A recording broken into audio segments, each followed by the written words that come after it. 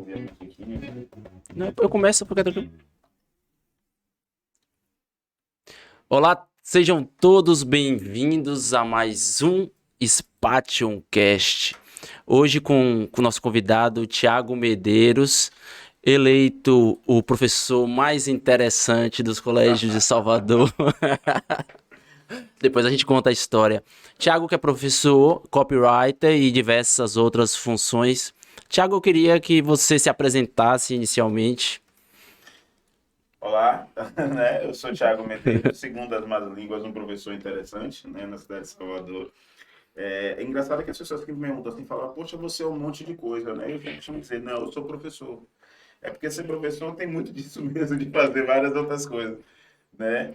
Mas estamos aí, vamos falar aqui hoje sobre educação, vamos falar sobre a vida, né? E como ela pode ser mais legal também. Tiagão, engraçado que você falou essa questão do professor. Eu também, quando me pedem biografia, eu coloco um monte de coisa, mas acima de tudo eu sempre digo também que eu sou professor. Porque o que é ser professor hoje em dia? Que missão é essa? Vamos começar de maneira bonita. É isso, a missão de educar, ela é sempre complicada mesmo, né? Quando você se propõe a conduzir a vida intelectual de alguém, é sempre um lance muito desafiador, porque a gente precisa chegar no equilíbrio, né, entre transmitir os nossos valores sobre a vida, a verdade e o universo, mas também sempre deixar uma porta aberta para o indivíduo se desenvolver em torno dos valores da vida, a verdade e o universo deles. Né? Então, é uma tarefa que tem sua carga de sensibilidade, né? Tem sua carga de subjetividade, assim, mas é uma tarefa gostosa de fazer. De uma maneira geral, o professor gosta de ser professor. A gente tem problemas com as circunstâncias da educação, mas de uma maneira geral, o professor curte dar aula. Assim, tá? Exatamente, até porque é uma função de grande valor, né? Isso. E essa questão que você falou de você conduzir alguém, e quando você vê alguém que você conseguiu de alguma forma transformar a vida, isso é muito gratificante. Ser professor é algo único, é algo que enobrece a alma. Deveria ser mais valorizado, como a gente sabe. É uma profissão que, especialmente no Brasil, ainda precisa alcançar muitos passos, até porque todo mundo repete, tem que investir em educação, que assim a gente vai ter um país melhor. Mas como fazer isso? E a gente pode chegar no primeiro tópico. O que falta, entre muitas coisas, para a gente ter uma melhor educação? Vamos pensar do ponto de vista dentro das escolas. O que a gente precisa fazer? Eu tenho uma ideia que desde que nós nos tornamos Estados-nações, tá? Eu sou professor de história, então essas coisas podem começar a fazer sentido a partir de agora. Que eu estou falando que está falando de Estados-nações. Desde que os estudantes começaram a sair de dentro de casa para estudar em outro lugar, e isso na história do mundo ocidental aconteceu essencialmente a partir de 1789, depois da Revolução Francesa e tal.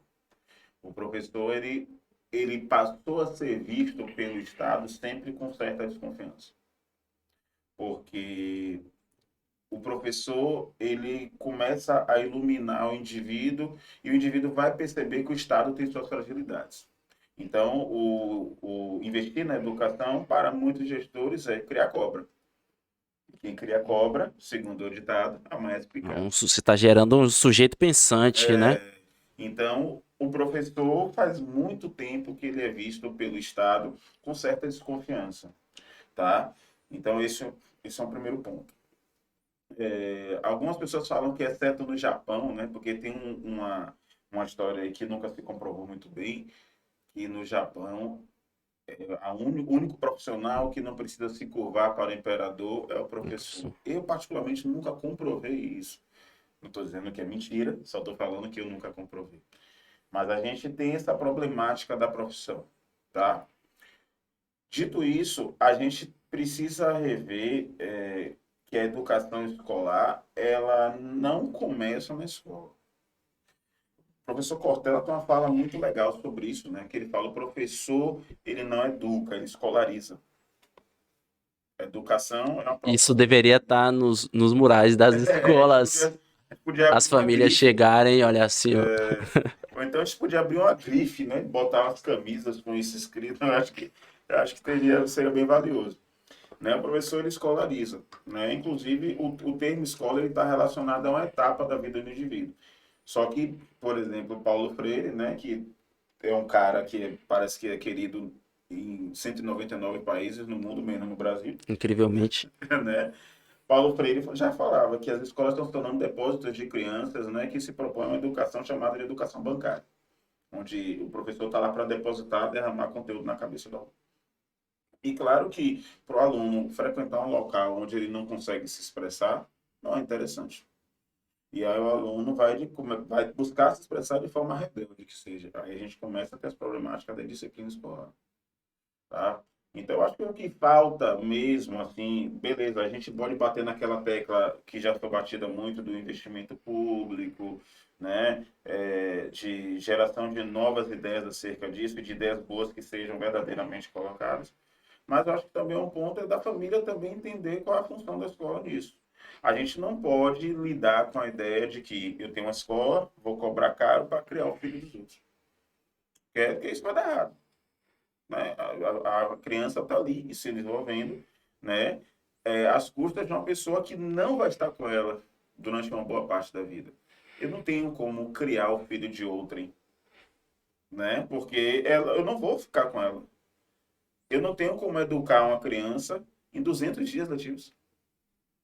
Por mais que se proponha isso enquanto marketing, né? Uhum. Enquanto das empresas de educação, mas isso não vai acontecer. E para a gente que trabalha com sala de aula, nossa, é muito curioso, né? Você chega início do ano, o pai vai lá lhe conhecer e falar que é meu filho. Você tem total liberdade. Lá em casa não é assim, lá em casa tem regra, né? Mas você sabe quando a família é verdadeira na disciplina, eu costumo dizer que família é igual a parafuso. Você sabe se é boa na hora do aperto, né? E aí quando a criança começa a ter as primeiras dificuldades, aquela mesma família que foi lá te dar carta branca vai vir aqui agora te cobrar. Né? Então, eu acho que o primeiro ponto é a percepção da família acerca dessa instituição. Que ela é participante desse processo de criação da criança, ela não está pagando para alguém fazer. Acho que esse é o primeiro ponto. Massa. Tem dois pontos aí. Eu, de dentro da escola, vejo que, primeiro, a escola precisa ser mais interessante. Isso. E há muito tempo ela não tem sido. Por quê? Pelos conteúdos, pela questão de carga horária, pelo que é oferecido de estrutura. Por que que a escola deixou de ser um espaço interessante onde o aluno quer ir para a escola? Olha, eu penso que nisso daí você tem várias coisas, né? Eu vou citar aqui o professor Karnal, né? O professor Karnal dizia que o shopping center mudou, a quitanda mudou, o supermercado mudou, mas uma criança do século XIX, se ela cair dentro de uma escola do século XXI, ela vai saber, eu estou dentro de uma escola, porque o ambiente não mudou tanto assim, Perfeito. né?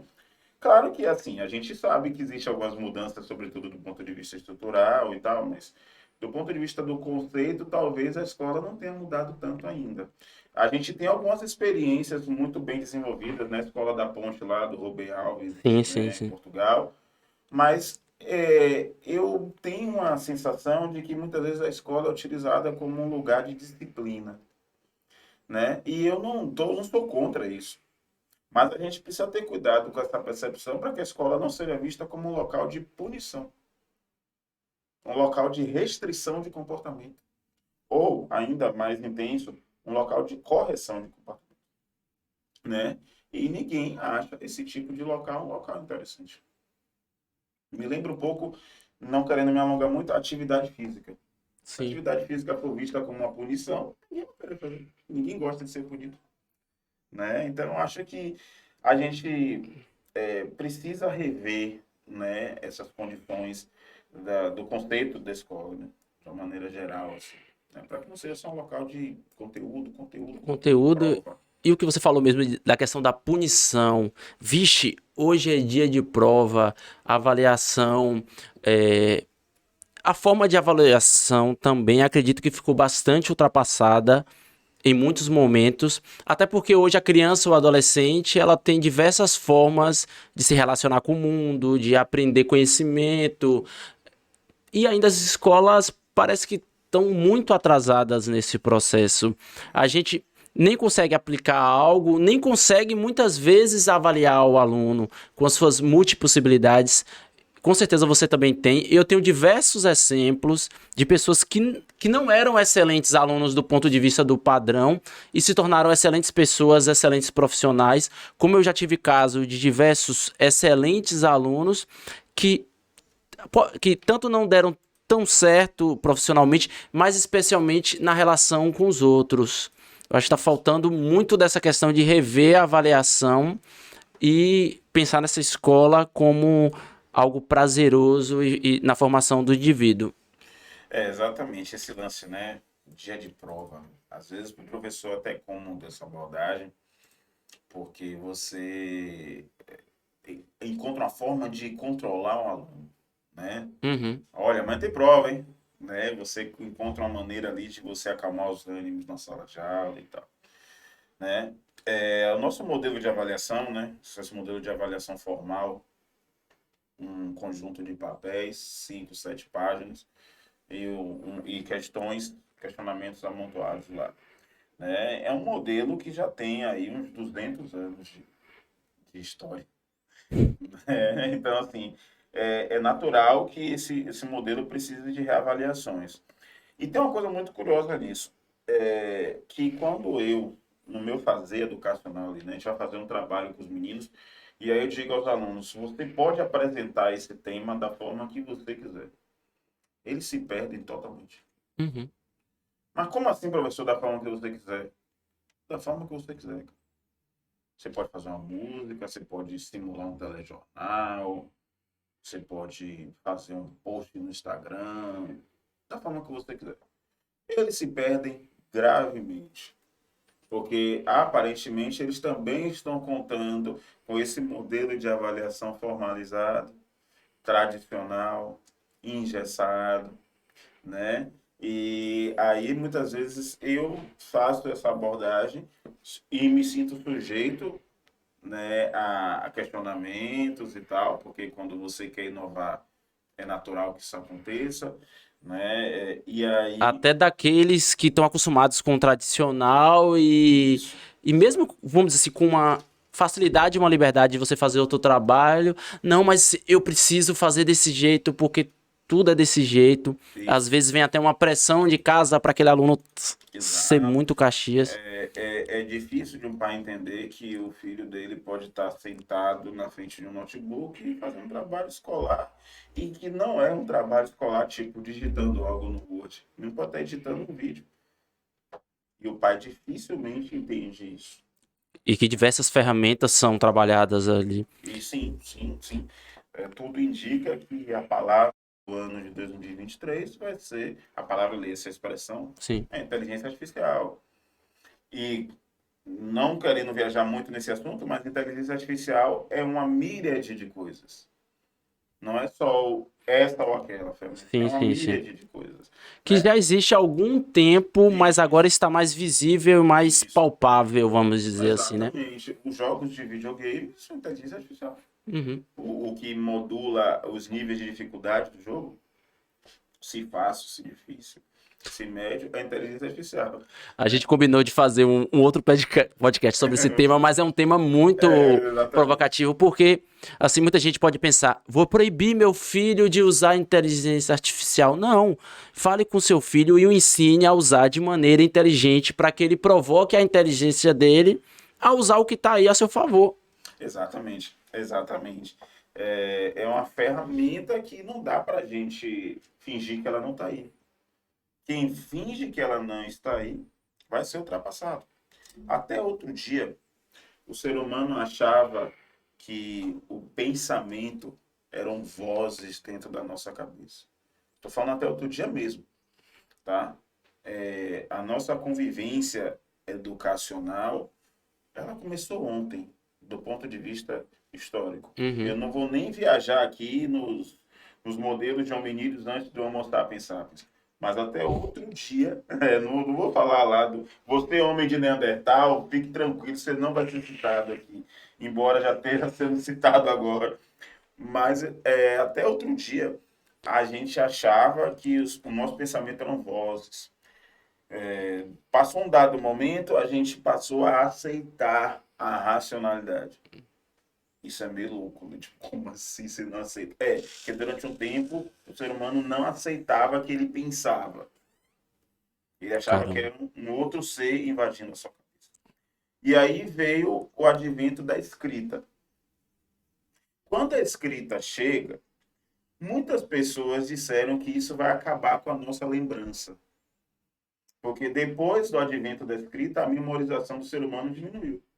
Cara, mas assim, tocando nesse ponto, eu fico impressionado quando você estuda história oriental, como é que eles passavam aquelas histórias e ensinamentos de 1000 páginas de maneira oral. E realmente a gente regrediu desse ponto de Com vista, né? certeza, com certeza. E o curioso é que não é assim, eles simplesmente passavam, eles passavam de forma efetiva.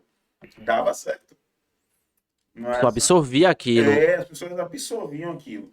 Mas qual é o lance? Quando você tem a escrita, o recurso da memória vai ficando menos acessado, porque você vai lá, lê, e fala, foi isso que o Fausto falou. E teve uma galera que ficou desconfiada com esse negócio de escrita. Sei lá, a escrita tá aí. Claro que pode parecer uma comparação esdrúxula, né? Porque pô, escrita, mano, mas teve uma galera que ficou mega desconfiada, tá? Mas a gente pode até puxar para uma história mais recente. As pessoas que trabalhavam aí nas máquinas de Xerox, o mimeógrafo escolar. Uhum. Né? Mimeógrafo que a galera botava álcool lá na manivela e dava 1h30 da tarde, os alunos estavam tudo quieto na sala. Não era o feijão, não, era o álcool que estava dando lombra nos meninos. Quando chegou as máquinas de Xerox, teve gente do mimeógrafo que torceu o bico. Pô, sei lá, esse negócio aí e tal. A máquina de Xerox veio e ocupou o espaço do mimeógrafo. Então não dá para você se defender, não dá para você evitar certas inovações. E vale lembrar que uma famosa ferramenta de inteligência artificial alcançou 50 milhões de usuários em 20 dias. A maioria dos países do planeta não tem 50 milhões de habitantes. 50 milhões de usuários em 20 dias é um crescimento exponencial. É absurdo. Então não dá para dizer que não vou usar. Não adianta. É justamente você se preparar e preparar o outro para usar da melhor forma Exato. possível. E a gente estaria muito bem se a gente tivesse a convicção na sociedade de que o local que vai preparar o indivíduo a utilizar uma ferramenta inovadora seja a escola. E aí o que é que acontece? Muitas vezes a escola se coloca muito mais como um local que quer evitar a inovação do que proporcionar a inovação. A gente faz prova como o meu avô fazia. De fato, eu me considero privilegiado assim nesse ponto de vista da avaliação e do conteúdo por trabalhar com arte, que é Isso, algo que me dá liberdade maior. E eu tenho a possibilidade também de trabalhar a consciência dos alunos em relação até à própria avaliação. Eu lembro de uma experiência do ano passado lá no colégio, que na última unidade estava todo mundo passado, e aí eu passei um trabalho onde eles teriam que escrever o texto, a adaptação, montar a cena. Você chegou até a assistir. E assim, aí eu conversei com eles, galera, é o seguinte, tá todo mundo passado, vocês não vão fazer isso por causa de nota, mas vocês precisam fazer porque vai ser uma das poucas experiências que vocês vão levar desse ano. Vai ser bacana vocês escreverem o texto junto, montarem cenário, figurino. E assim, depois dessa conversa, todos os dias de tarde eles queriam estar ali, porque eles começaram a entender que esse processo ele seria mais rico do que muita coisa que eles acabam indo para a escola nesse sentido. Isso é uma possibilidade de avaliação de muitas. E aí o outro ponto que eu ia tocar, que você falou mais cedo, é que o objetivo das escolas, e talvez nem é culpa da escola, mas é do cliente que paga, é que o objetivo passou a ser apenas o Enem. A escola deixou de ser o espaço de formação do indivíduo, de formação interior do caráter e das habilidades que ele precisa ter, e passou a ser o local onde você é preparado para passar em uma prova. Não sei quantos estudos já tem sobre isso, mas certamente isso é um ponto muito forte na educação do Brasil e futuramente a gente vai estudar isso. Como é que você vê isso? Assim, sendo que você é um professor de história que tem que preparar o aluno para o Enem, você tem autoconhecimento sobre o Enem, tem diversos conteúdos sobre isso, mas como é esse dilema? Porque não tem como fugir do Enem. Exato. Eu entendo a posição da empresa escolar nesse cenário, porque remar contra a maré é sempre mais complicado do que remar a favor da maré. Então, eu não vou simplesmente crucificar a empresa escolar por tomar esse tipo de atitude do ponto de vista da gestão e sobrevivência da empresa. Só que tem um lance seguinte, vender uma aprovação é algo extremamente desejável, comercializável, palpável, é concreto. Se eu for dizer ao país, estamos formando cidadãos de qualidade, isso é extremamente subjetivo. Uhum. O que é o cidadão de qualidade? De acordo com que ponto de vista? Exato, né? É mais Com que complexo do que viés? Não é isso. isso? Então, se eu disser, seu filho vai ser aprovado, é altamente concreto esse produto. E as pessoas não compram o que elas não entendem. Perfeito. Né? As pessoas compram com facilidade para satisfazer seus desejos, necessidades, porque elas compreendem que aquilo vai satisfazer meus desejos e necessidades. Né? Então, é mais comercializável. E fora que você, enquanto empresa, você tem muitos exemplos, né, de outras empresas concorrentes suas que se comportam dessa forma. Até para você pensar o posicionamento da sua escola no mercado é mais fácil. Porque você tem vários exemplos de cases de sucesso Uhum. para você se espelhar e modelar o seu. Vai ser muito mais difícil para a empresa escolar hoje tomar um outro caminho que não seja esse. Muito Exatamente. difícil. Exatamente. E também a gente percebe que se você analisar de 10 anos para cá, o Enem perdeu peso na vida social, na vida profissional de uma forma geral. Quando a gente fez faculdade, fazer faculdade era algo crucial. Determinados cursos tinham um peso muito grande. Por exemplo, quando eu decidi fazer teatro há mais de 10 anos atrás, era uma loucura do ponto de vista de emprego. Exatamente. E eu sempre acreditei que se você for um bom profissional em qualquer área, você vai conseguir.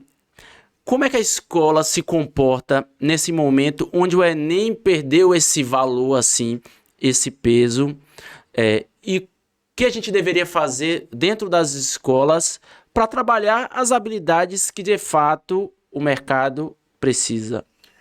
Eu penso da seguinte forma, que um dos motivos que leva o Enem a perder o seu impacto é uma expansão da oferta de ensino superior, então ele já não é um gargalo tão severo, Queda de qualidade, né? professor do ensino superior cada vez com valor menor de hora. Desvalorizado e Então tal. você cai o nível de Isso. professor.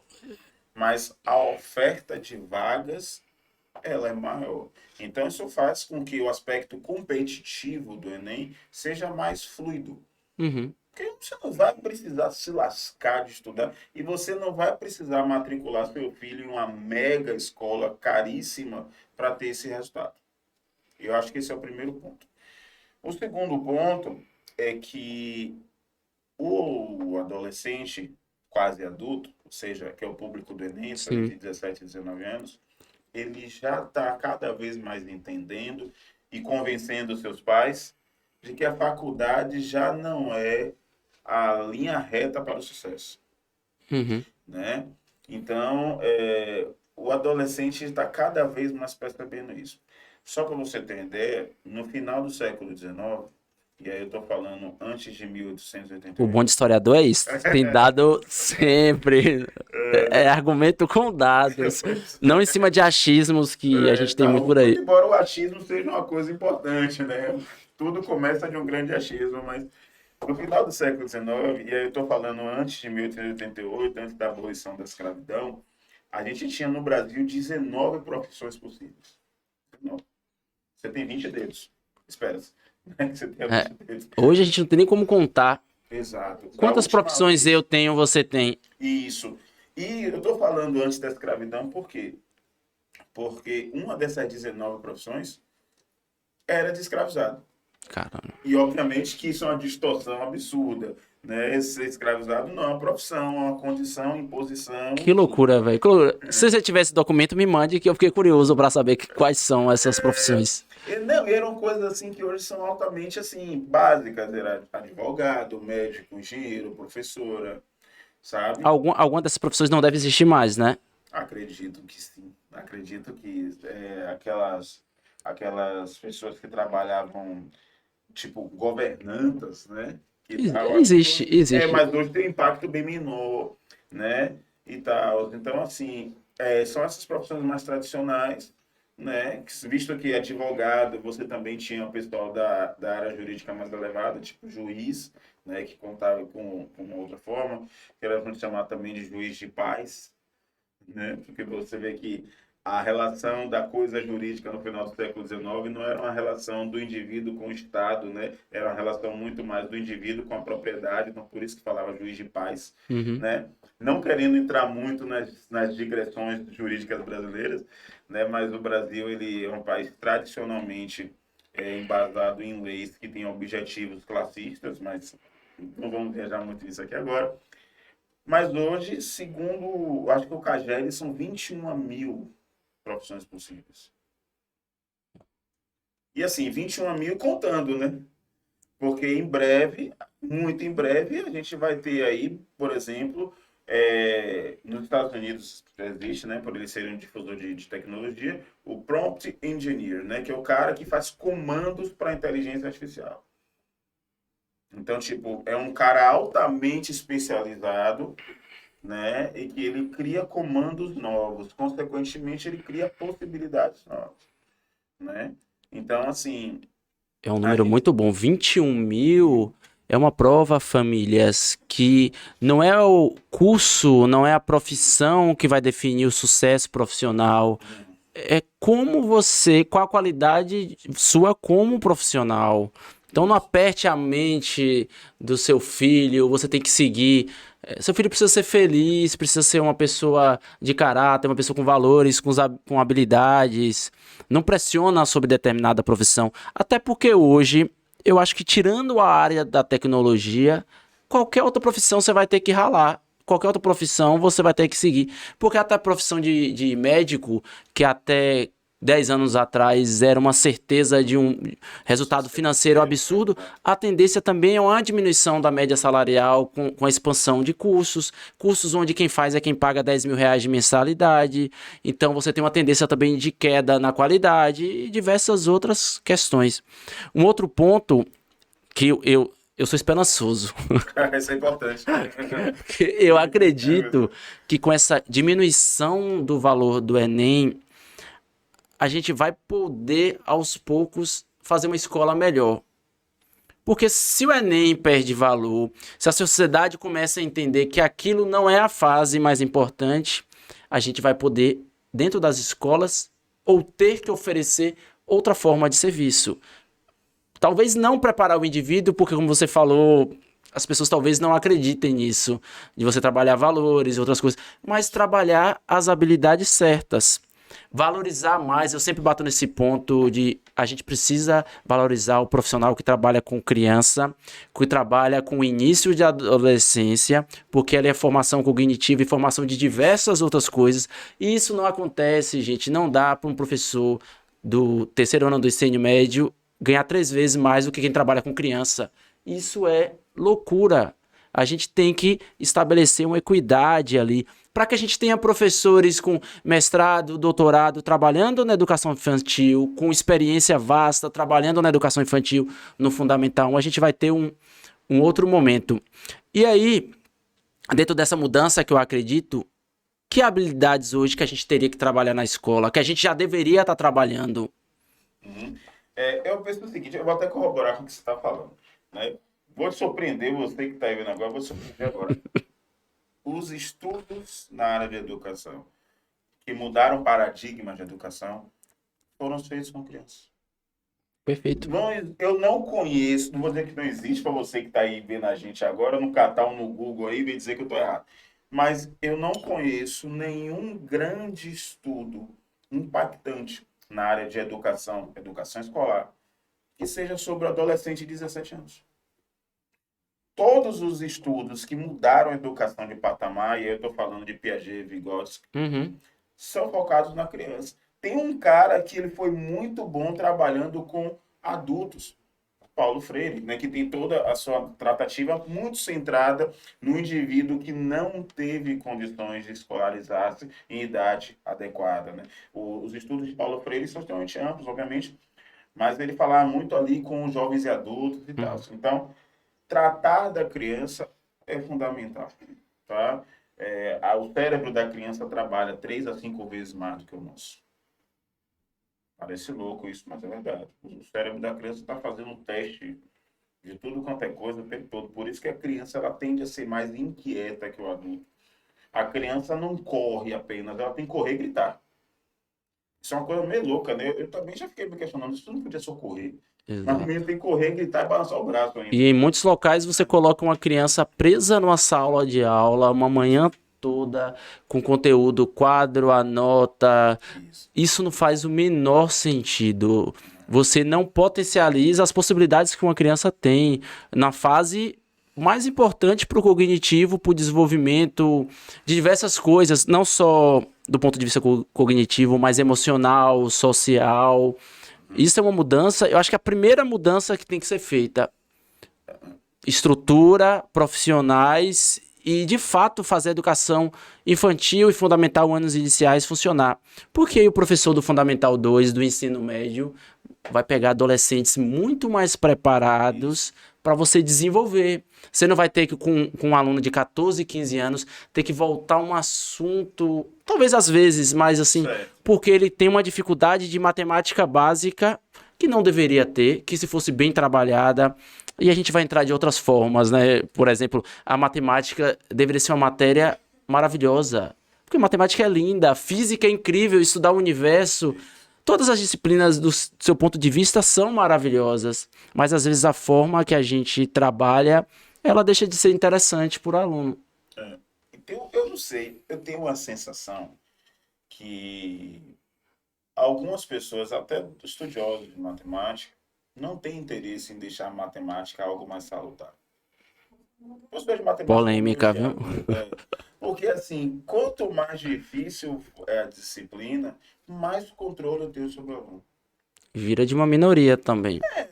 Isso, né? E claro, e assim, eu estou falando isso é, entendendo que existem professores valiosíssimos, Sim. né? Mas eu também não vou fechar os olhos para o fato de que o ser humano ele encontra formas de usar a miséria a seu favor, né? A matemática, eu concordo, é uma disciplina extremamente importante. Ela é importantíssima para o desenvolvimento do cérebro. Há abstrações matemáticas extremamente valiosas. Só vou te dar um exemplo bem breve. Eu vi um professor de matemática falar sobre isso, achei muito da hora. Ele falando que a única coisa que a gente pode somar com certeza de resultado é um número. E aí eu fiquei na pilha, né? Eu falei, mas peraí. Eu aprendi a fazer conta de adição somando a laranja. Acho que todo mundo, né, passou pela escolarização com esse elemento. Mas veja que a abstração é interessante. Ele falando que não dá para você somar laranja com outra, porque uma laranja é diferente da outra. Então você não pode somar duas coisas que são diferentes. Inevitavelmente a laranja vai ser diferente da outra. E eu falei, realmente não deve ter laranja gêmeas. Então uma vai ser diferente da outra. E aí ele levantou a hipótese que eu também tinha pensado. Mas se eu somar, por exemplo, sei lá, um copo d'água com outro copo d'água, ele disse, não vai dar certo. Um copo d'água com outro copo d'água dariam 2 copos com água. Mas se você misturar, vai ficar um copo só. Ah, mas aí a massa vai ser a mesma, né? Porque você vai misturar 1 ml de um com 1 ml do outro. Depende. Porque entre 0 e 4 graus tem aquela parada lá do comportamento anômalo da água. Enfim, não se importe com o resultado desse cálculo, mas o que eu estou aqui pensando é o valor do exercício. Uhum. O valor do exercício que seu cérebro é submetido a fazer. Quando o menino está lá estudando a equação de segundo grau, né, é um treino que seu cérebro está fazendo de que duas possibilidades diferentes podem lhe dar o mesmo resultado. Então, isso é extremamente valioso. para o desenvolvimento do cérebro, para o desenvolvimento do indivíduo. Você está treinando o seu cérebro a trabalhar com variadas possibilidades, né? Inclusive, eu conheci um espaço em Salvador que agora, né? Um espaço de infinitas possibilidades. Spatium. Exatamente, está fazendo um publi aqui, né? Então, o raciocínio matemático, né, que é comumente chamado de lógico matemático, né, ele é extremamente valioso. Agora, infelizmente, ele costuma ser oferecido de uma maneira carrasca, de uma maneira agressiva, de uma maneira punitiva. E aí eu também já vi alguns profissionais que usam isso a seu favor. Professores, diretores escolares que acham que o aluno bom é aquele que sabe matemática. A gente tem as escolas técnicas no Brasil, né? Uhum. E que quando um menino diz, menino lê, sou adolescente, independente de qualquer outra coisa. Eu estudei na escola técnica, ele é tratado como um bom aluno, ele é tratado como um bom estudante, né? Porque ele passou por uma instituição que historicamente privilegia cálculos matemáticos na sua formação. Eu não vejo problema nenhum com isso. Eu só acho chato isso e somente isso ser o atestado de um menino desenvolvido, sabe? De uma pessoa que tem sua intelectualidade desenvolvida, né? E poucos países no mundo, né, possuem grandes referências na educação básica de uma escolaridade humana. A gente vai para escolas técnicas. Esse modelo de escolas técnicas é um modelo francês, já bem antigo, né, que o Brasil adotou no seu período de implantação de industrialização, né? Só que hoje a gente vive uma problemática. A gente forma técnicos que não tem muito bem onde trabalhar, porque o Brasil vem passando por um processo de desindustrialização, Exato. né? Então, assim, a gente tem até mesmo uma desconexão do serviço educacional com a promoção em função do trabalho. Dissociado. É, sabe? E aí a gente termina gerando uma galera formada, bem formada em algumas circunstâncias, e Que desempregada, não tem onde trabalhar. que não tem onde trabalhar. E não querendo ser mais polêmico, isso é tudo que o empresariado quer. Eu, dono de uma grande construtora, o que eu mais quero é um bom engenheiro desempregado, disposto a Receber se menos. desvalorizar, exatamente, se desvalorizar enquanto trabalhador, para não morrer de fome. Então, nesse mundo das habilidades, onde você se forma em uma área ou não se forma e trabalha em outra, o que que a gente precisa trabalhar na educação? Uhum. Eu acho que a gente chegou num gargalo de que a criança, o adolescente, criança e adolescente, precisa passar mais tempo na escola. No Brasil, curiosamente, as pessoas passam pouco tempo no colégio. Mas a escola precisa ser mais interessante. Exato, pronto. E aí a gente vai fazendo, porque uma coisa puxa a outra. Porque hoje, assim, só como referência, muita escola que tem tempo integral você tem o dia todo, a manhã toda na escola, almoça, tira um cochilo, vai fazer o dever, lancha e depois tem alguma outra atividade, mas você não tem de forma aprofundada, por exemplo, vou ter uma aula de arte aqui, música, teatro, algo de Isso. esporte que seja interessante, algo relacionado à tecnologia, que seja realmente um dia produtivo, dinâmico, onde a criança ou o adolescente se desenvolva. Você ainda não tem isso. Exatamente. Não, a gente ainda não tem e precisa ter. Especialmente, eu acho que no ensino público, a gente Sim, diminuiria muitos dados até questão de criminalidade, de vulnerabilidade vulnerabilidade social em geral, social, né? se a Exato. gente tivesse um segundo turno ocupado. E Os, efetivo. os projetos que eu fiz, por exemplo, com esses públicos, projetos de 3, 4 meses, você via uma transformação nas pessoas com oficinas de artes. E eu fico, meu Deus, imagino se nas escolas de fato tivesse isso de maneira permanente. Porque às vezes o que o adolescente precisa, a criança, é uma referência. Sim, E uma referência que o faça produzir algo que ele consiga, artisticamente, música, teatro, esportivamente, porque às vezes aquele aluno não se identifica com aquela forma de ensino, mas o cara tem um potencial como esportista, exato. como artista, de diversas áreas, o cara se descobre nessas atividades. Não, com toda certeza. Porque, assim, para quem já trabalhou em comunidades carentes, você começa a perceber que os meninos não precisam de muito para terem uma mudança de atitude. Não precisam. Uhum. Uma Referências, referência. referências são coisas, é uma coisa extremamente importante. Talvez para você que está assistindo a gente, você que tem uma família estabilizada, você que tem uma família atenta, uma família até bem estruturada material financeiramente, para você esse termo referência seja uma coisa obsoleta, Uhum. porque você tem as suas que são afetivas e estão com você desde que nasceu. Mas a pessoa que não tem nada, sabe? Eu costumo dizer que quando se está na miséria, qualquer migalha é fortuna, né? Então, para um adolescente que não tem uma família estabelecida nem do ponto de vista da presença, um adolescente cujo pai é permanentemente ausente, cuja mãe, por viver uma realidade difícil, ela também é uma pessoa com muitos problemas, com muitas dificuldades, né? Essa pessoa, ela tá, Deus dará, ela tá à deriva de coisas. E aí, muitas vezes, a única pessoa ou a única coisa que se mostra presente e preocupada com ele é o crime, é o ilícito, Uhum. né, de todas as ordens. Então, quando você começa a fazer trabalhos como esse, como você está citando, você fez um trabalho de meses. 3 meses. Você já viu a E mudança. gente que eu.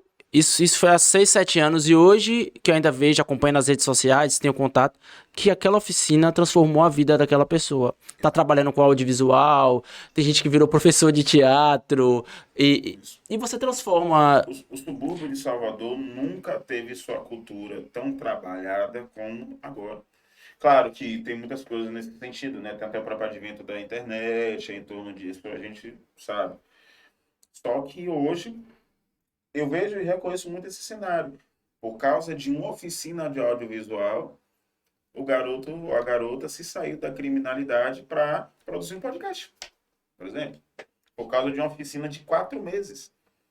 Então você percebe que você não precisa de muito para você ter uma mudança de atitude. Claro que transformações profundas requerem, né, atitudes profundas. O nosso cenário social não foi construído da noite para o dia. Drástico como ele não se construiu assim. O Brasil tem uma história de investimento nesse cenário social de 523 anos. Né? Então, nós não chegamos aqui nesse cenário com tanta dificuldade do dia para a noite. Uhum. E, consequentemente, a recuperação desse cenário também não vai ser feita do dia para a noite. Só que a gente também tem uma galera hoje que não precisa de muito para começar a mudar.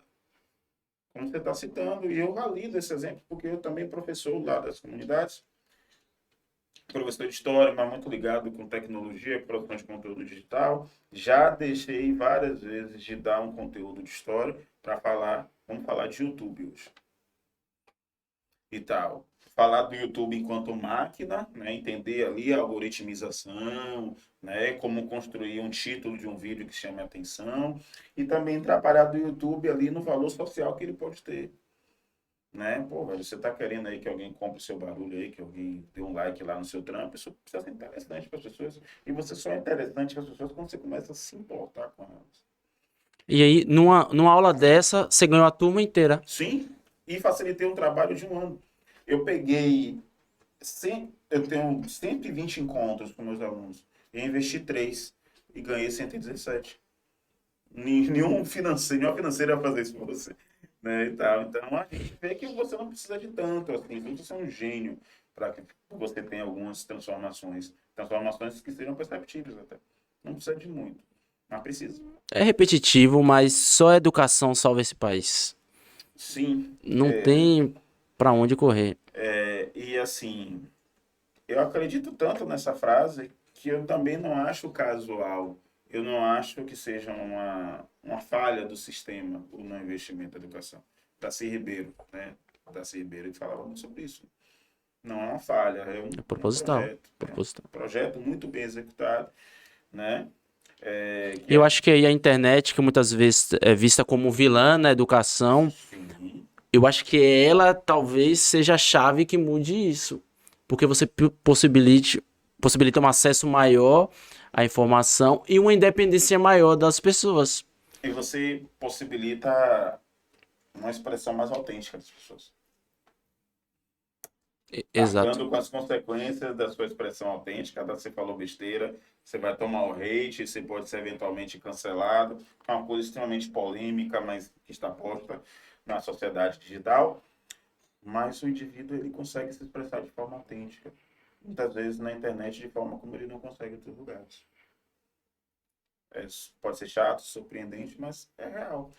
Todas as vezes que eu vou comprar equipamento para meus trabalhos digitais, eu vou na loja e é muito comum se encontrar uns 3, 4 meninos ali, subúrbio ferroviário, Salvador, né? Que eu costumo comprar meus equipamentos no Pelourinho aqui em Salvador, um bairro bem conhecido e tal.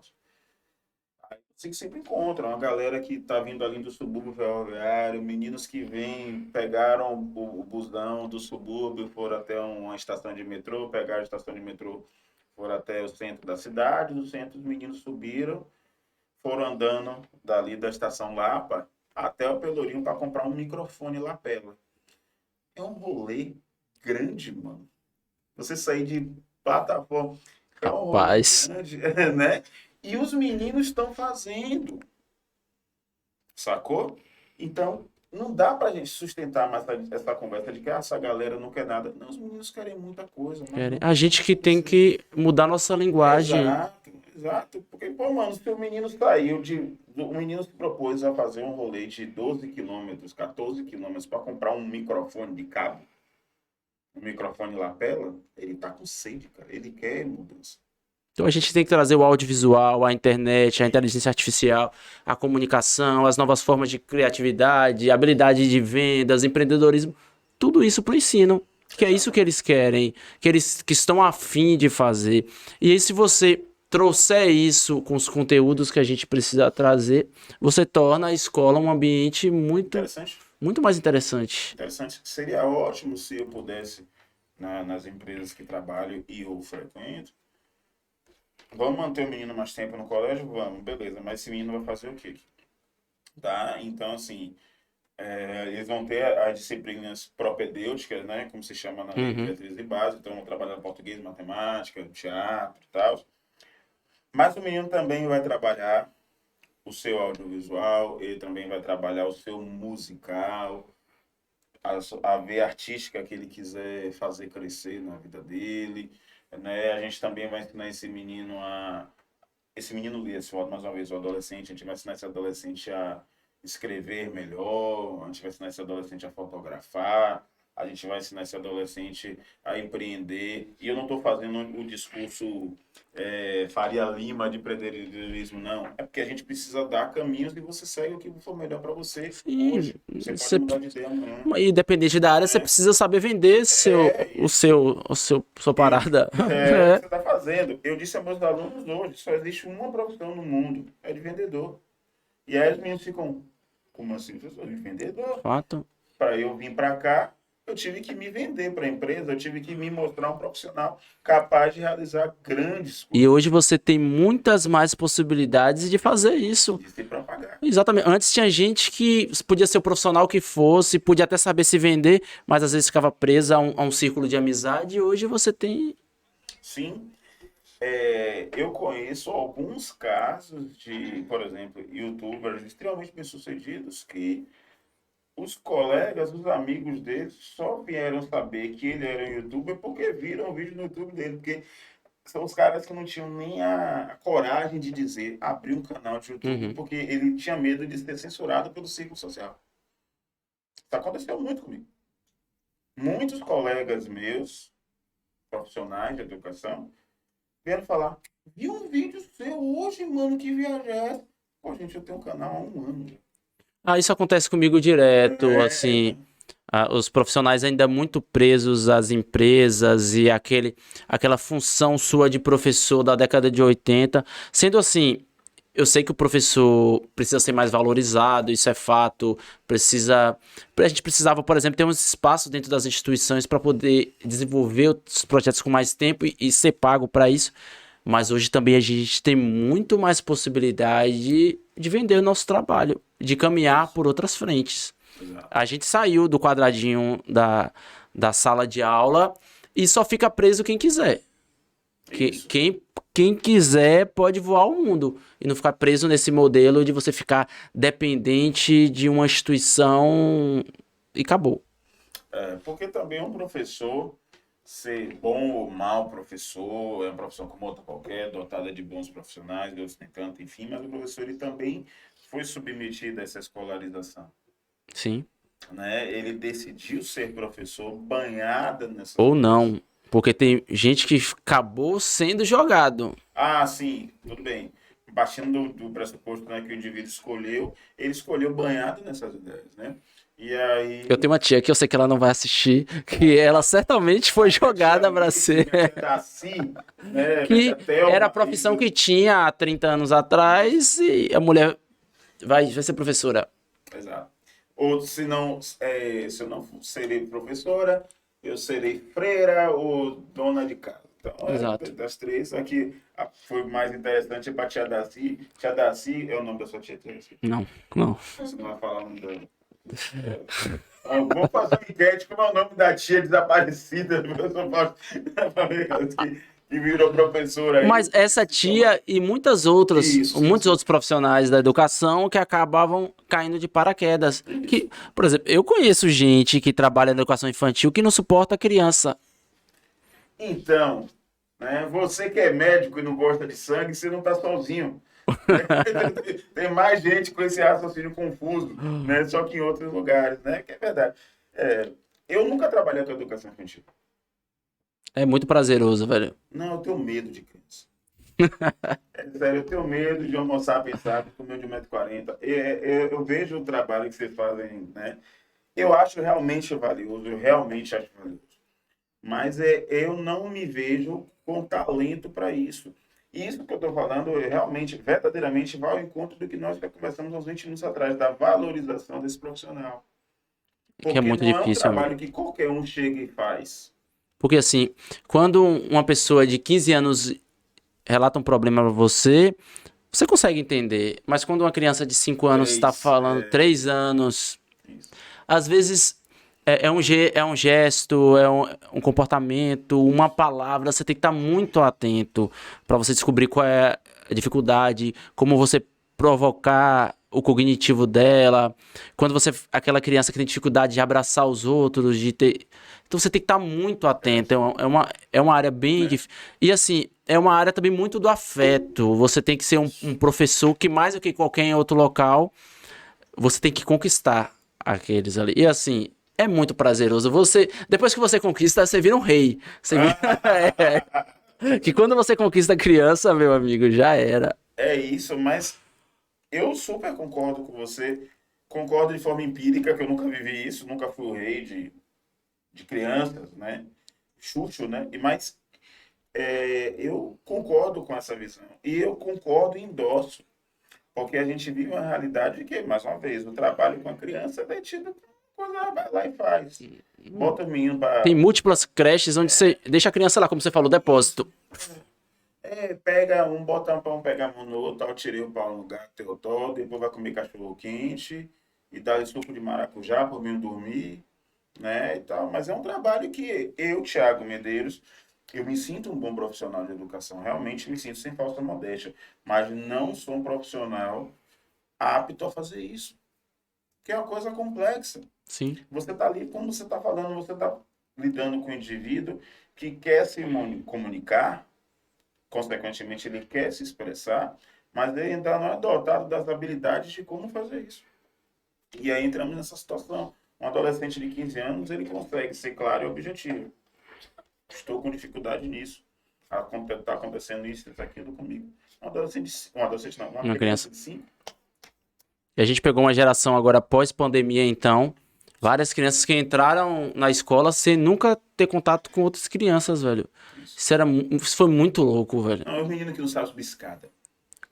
Rapaz. É sério, pode parecer absurdo, mas a gente lida com a galera que não sabe subir escada, que não anda de elevador, ficou 2 anos trancado no apartamento. A gente teve um aumento muito grande nas escolas Lesão, né? de lesão. Muito adolescente, criança com pulso quebrado, joelho. Porque não, você é criança, eu não vou rir de você aqui agora. 2 anos presos dentro de casa. Não sabe subir escada. O menino não sabe subir escada. Eu nunca pensei que eu ia dizer isso na minha vida, mas ele não sabe subir escada. É verdade. E esse cenário. Vamos aqui seguir o fluxo da Organização Mundial da Saúde, né, de entender que nós estamos vivendo um mundo pós-pandêmico, né? A pandemia deixou de ser pandemia há mais ou menos uns 10 dias. Ele tem umas sequelas, assim, surpreendentes. O aspecto relacional da criança foi extremamente comprometido. E tem estudos muito sólidos aí, mas vou citar um que eu li, Harvard Business School, né? Da galera que de fato fez Harvard, né? Não aquela galera que diz que fez e tal. E as pessoas são contratadas pelos seus aspectos técnicos, mas são demitidas pelos seus aspectos relacionais. Quem diz isso muito, o nosso amigo Leibo. Eu vou falar isso? E é real, porque eu nunca vi um profissional que a gente diga assim, eu acho que ele vai ser demitido, mas a gente dizer isso baseado na questão técnica desse profissional. É muito Sim. comum a gente achar que fulano vai ser demitido porque ele não se dá bem com as pessoas. Eu consigo conviver com um professor que tem falhas no processo. Consigo. Eu consigo conviver com um professor desorganizado.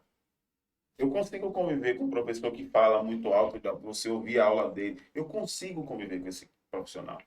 Eu só não consigo conviver com um professor que não sabe se relacionar. Vai ser difícil. Né? Então, esse cenário pós-pandêmico que nós temos hoje, 10 de maio de 2023, né? É um cenário ameaçador em torno disso, porque os aspectos relacionais foram muito corrompidos. E a gente vive uma estrutura de família que pai e mãe trabalham ou se ausentam da presença da criança, e quando eles chegam a estar com a criança, eles não necessariamente estão. O pai quer chegar, ver o jogo, Tá aqui, o tá aqui, celular, aqui. né? E tal. Só para até corroborar isso, eu vivi uma situação antes da pandemia até que o pai falando assim que ele tem muito medo do que um professor pode fazer, do que meu filho e tal. Aí eu falei para ele, se o professor está ocupando espaço na cabeça do seu filho, é porque alguém não fez isso antes. O professor ocupa a cabeça de adolescente que o pai e a mãe não ocupam. E eu posso provar isso. Eu tenho 2 horas aula com seu filho por semana. 100 minutos. 1 hora e 40 por semana. O senhor deveria ter pelo menos 4 horas diárias. Eu estou entendendo que o senhor trabalha, que o senhor chega às 18 horas e ficaria ali com o seu filho até as 22. Eu tenho 1 hora e 40 por semana, o senhor tem 4 horas diárias. Eu tenho 1 hora e 40 por semana, o senhor tem 28 horas por semana. No mínimo, né? Como é que eu gero mais impacto nele do que o senhor? Tem algo errado aí. A conta não fecha. Eu não estou dizendo e não vou fazer esse discurso de que o pai, enquanto indivíduo, o pai ou a mãe, enquanto indivíduo, vão se anular em prol da criança, porque isso não é justo. Não estou falando isso. Mas eu estou falando de você se fazer presente com o maior empreendimento que a espécie humana consegue proporcionar, que é gerir uma outra pessoa, apelidado de ser pai e mãe. É você estar realmente comprometido com isso. Se o professor está tomando espaço na cabeça de seu filho, é porque você também não ocupou, cara. E nesse momento pós-pandêmico que a gente vive, a gente vê muito essa realidade. Famílias que se destruíram porque passaram a conviver. É uma coisa absurda. Eu separei da minha esposa porque ela é um saco. Que agora Descobri isso agora que eu tô convivendo. Agora que você vai perceber isso. Né? Agora que você vai perceber isso. Então, é um cenário que é desafiador em torno dessas contradições que ele expressa. Né? E, como toda contradição, ela termina a dar alguns resultados difíceis de se entender. Por exemplo, o menino não sabe subir escada. O menino não consegue perceber que a mochila dele está invadindo o espaço do colega. Ele não percebe isso. E você falou, chega a mochila para frente, porque sua mochila tá tapando aí a passagem do colégio. Ah, mas ele pode pular a minha mochila? Pode, claro que pode. E você também pode chegar lá para frente, né? Então, esse cenário pós-pandêmico gira muito em torno disso. Só que eu até digo para alguns alunos meus, provavelmente o último lugar do mundo que vai estar disposto a corrigir seus erros é a escola. Porque todos os outros lugares estão dispostos a lhe punir pelos seus erros, mas não querem corrigir. Tá, você está pensando que você não vai ter patrão? Porque a gente pode fazer aquela conversa fácil, né? O seu chefe vai lhe demitir se você errar. Aí você pode estar dizendo, ah, mas eu não vou ter chefe que eu vou empreender. O seu chefe vai ser o cliente para o qual você trabalhar. E se o seu patrão, que tem ali responsabilidades trabalhistas com você, não está disposto a lhe corrigir, que dirá esse indivíduo que vai pagar para você prestar um serviço? Nenhum outro lugar no mundo está disposto a corrigir seu erro, a não ser a escola e a família. Né? Que, inclusive, a família, isso é Constituição, 1988. Primeira instituição responsável pela educação do indivíduo é a família. Segundo lugar, o Estado, potencialmente através da escola. Tá? Então, a família deveria ter esse compromisso muito sólido, né? Só que também a família está preferindo muito mais pagar para que alguém assuma isso. São muitos os desafios. Falando assim, isso é ser É desesperador. desesperador, mas como eu disse, eu sou um cara esperançoso.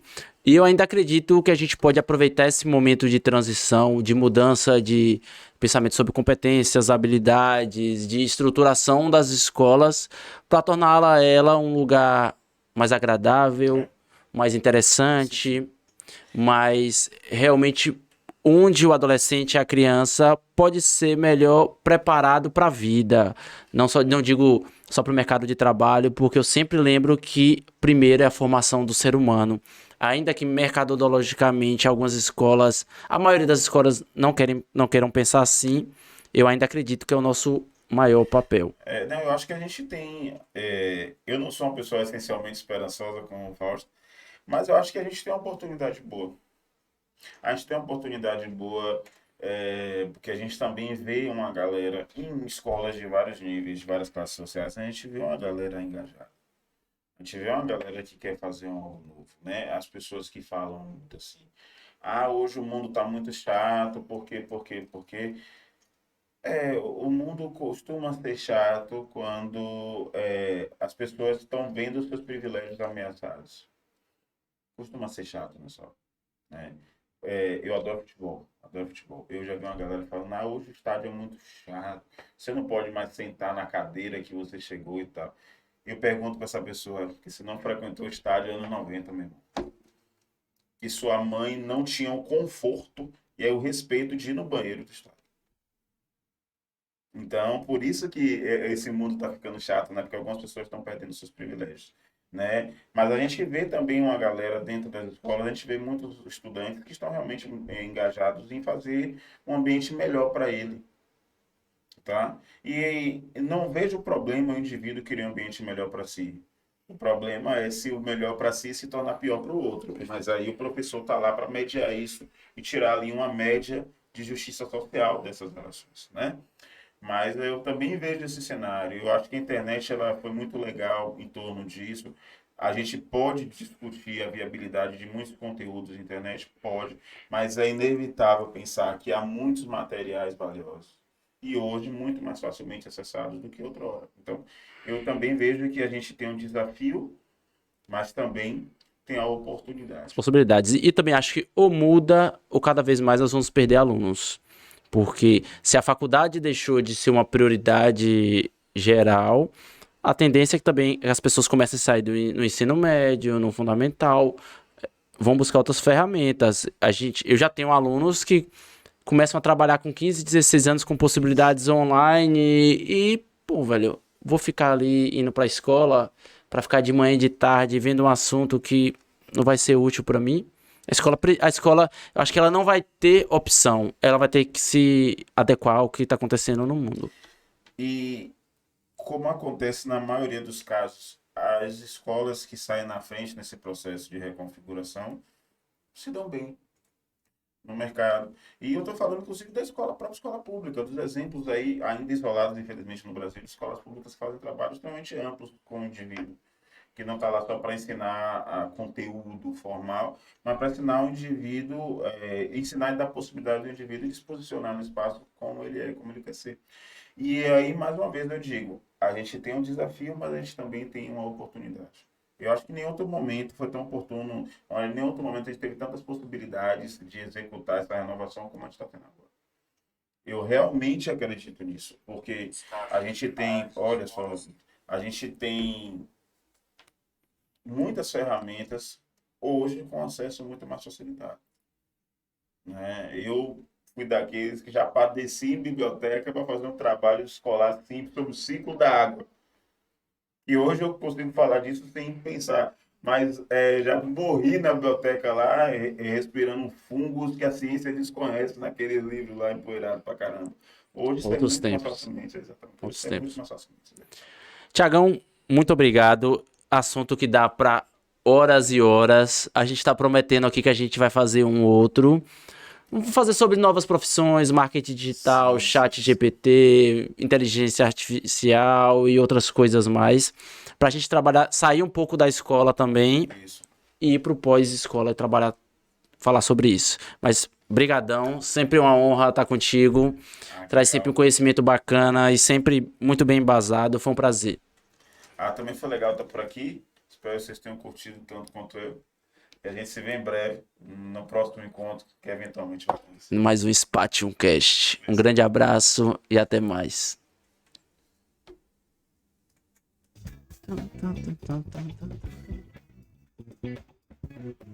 Já posso me expressar ali.